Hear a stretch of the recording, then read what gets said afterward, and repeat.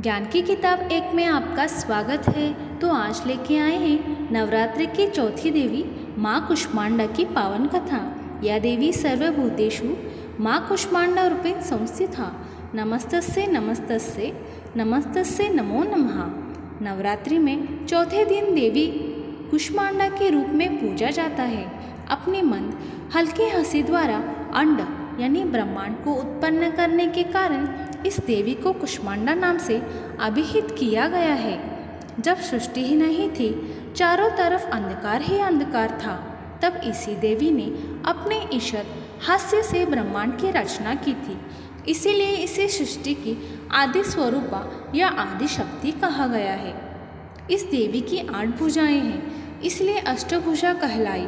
इनके सातों हाथों में क्रमशः कमंडल, धनुष, बाण, कमल पुष्प, अमृतपूर्ण कलश, चक्र तथा गदा है। 8वें हाथ में सभी सिद्धियां और निधियों को देने वाली जपमाला है।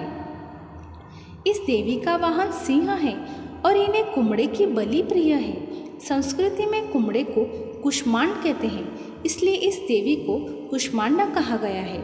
इस देवी का वास सूर्यमंडल के भीतर लोक में है। सूर्यलोक में रहने की शक्ति क्षमता केवल इन्हीं में है। इसीलिए इनके शरीर की कांति और प्रभा सूर्य की भांति ही दैदीप्यमान है।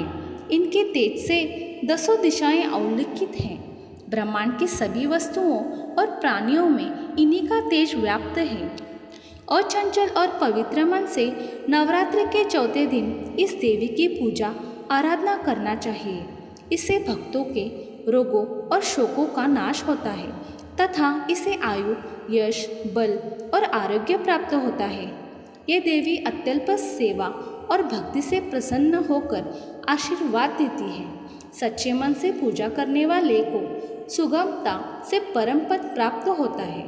विधि विधान से पूजा करने पर भक्त को कम समय में ही कृपा का सूक्ष्म भाव अनुभव होने लगता है।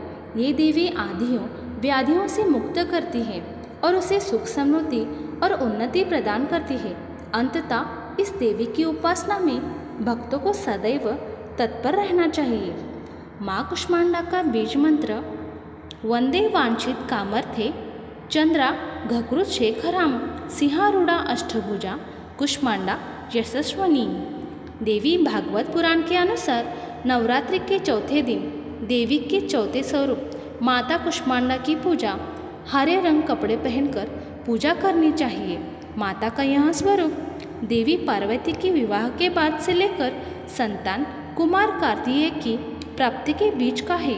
इस स्वरूप में देवी संपूर्ण सृष्टि को धारण करने वाली और उनका पालन करने वाली है। संतान की इच्छा रखने वाले लोगों को देवी के इस स्वरूप की पूजा आराधना करनी चाहिए।